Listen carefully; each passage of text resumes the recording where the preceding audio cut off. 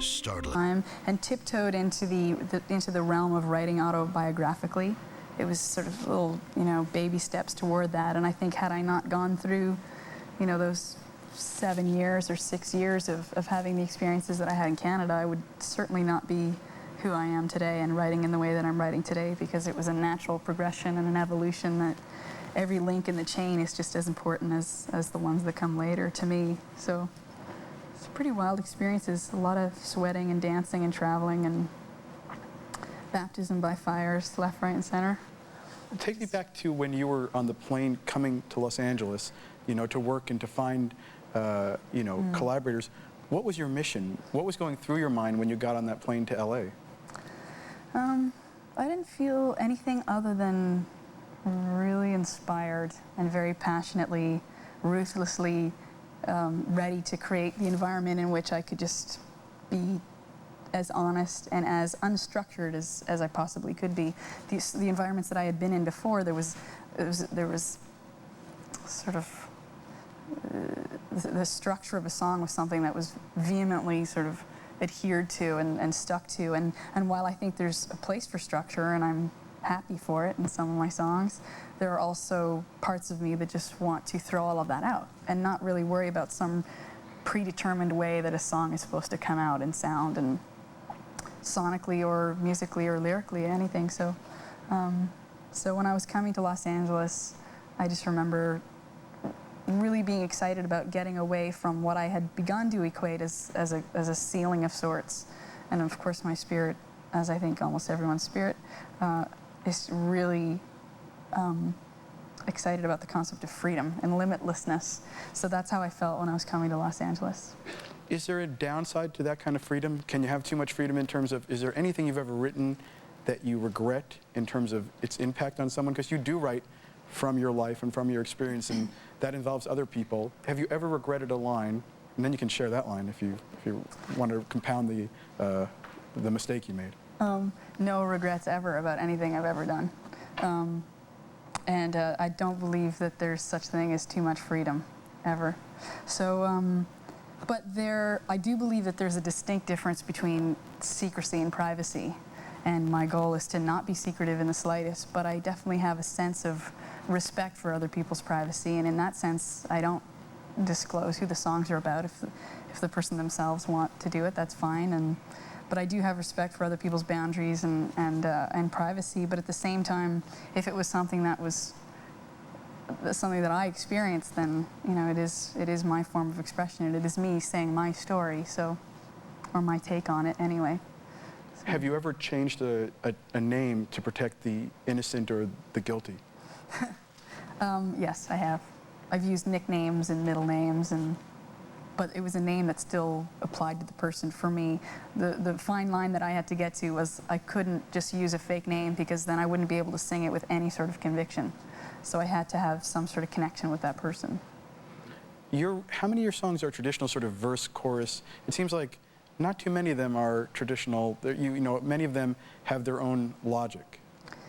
Yeah, they kind of tell me what they want, the songs. If the story has not been told in the way that it needs to be told by the second verse, then I'll just write a whole other section, and certain choruses repeat lyrically, and other choruses, there's never repetition throughout the whole song, and it really is about whether everything's been said, and once it's been said, the song's finished. So. Tell me, who is Glenn Ballard, and what's his significance in your career? I had lived in Toronto for close to 2 years and written with several people, and I had sort of departed the environment that I had been in when I was a teenager and wanted to sort of create or realize or discover, whatever the word is, I don't know the perfect word, but my own voice and my own style and my own way of expressing myself in songs, and I knew that it would take a little bit of time to kind of get my bearings in that sense, creatively and musically and otherwise. And I knew that I wanted it to be a collaborative experience at that period of time in 1994, but I wanted to make sure that it was with someone with whom I felt safe and nurtured and seen, and I wasn't going to stop until I met that person or found myself in that environment. So I met him and I walked in, and his environment was really felt really safe for my artist. And that's when we started writing. We started writing 20 minutes after we met. We wrote a song called The Bottom Line, and then we just started writing songs that eventually wound up being on Jagged Little Pill in a really short amount of time. And do you remember even the chorus? Can you give us 10 seconds of The Bottom Line? Okay, let's see if I can remember that one. It's we'll meet you down at the bottom line and open your heart with my hands, and you'll hear the sound of pretenses falling, and something, something.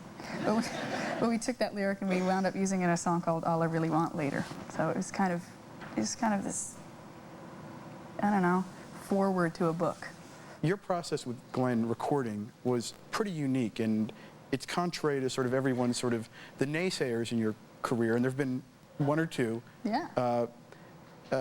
you know, sort of acted like it was some contrived, overproduced thing, when my understanding of how you actually worked is it's quite the opposite. Can you take us through, give you one of my very favorite things you've ever done, Hand in My Pocket. Tell me how that would have gotten written and recorded. If you could just take me through the entire process. Yeah, that one I remember specifically. We were, you know, jamming and coming up with different ideas for different things, and nothing was really resonating, so we just stopped, and he left the room, and I just started writing, just self-defining journal things, and what I was writing became the lyrics for Hand in My Pocket. And he came in, and I said, I have an idea, and then musically we wrote it together, and it took about 8 minutes, and then we recorded it within a half an hour, and that was the demo version that is on the record, and we had done other versions to try and sort of flesh it out, and you know, and at the end of the day, I just kept saying the demo to me is it. That's it. Let's not go elsewhere for this, and ultimately that was the one that we wound up using on the record. So. And can you share a little of that song with us in any way that's comfortable for you? If you're either singing right here, you can go down there if you feel like it. I just feel the need emotionally, my masculinity and my femininity, to hear duality, yes. What are these? Are these lyrics here? I'll just read them. Okay. This is the whole duality thing. So I was literally just sitting there. This is in 1994. I'm broke, but I'm happy. I'm poor, but I'm kind. I'm short, but I'm healthy. Yeah. I'm high, but I'm grounded. I'm sane, but I'm overwhelmed. And I'm lost, but I'm hopeful, baby. And what it all comes down to is that everything's going to be fine, fine, fine. I've got one hand in my pocket, and the other one is giving a high five. This is such a... This brings me back so much to that time period. It was like just really embracing both sides. This amazing woman named Debbie Ford who wrote a book called The Dark Side of the Light Chasers, and I think of this song when I read it, because she basically says all our parts, our humble parts, and our arrogant parts, and our fearful parts, and our joyful parts, and our, you know, our angry parts, and our soft parts, just like embracing all of it.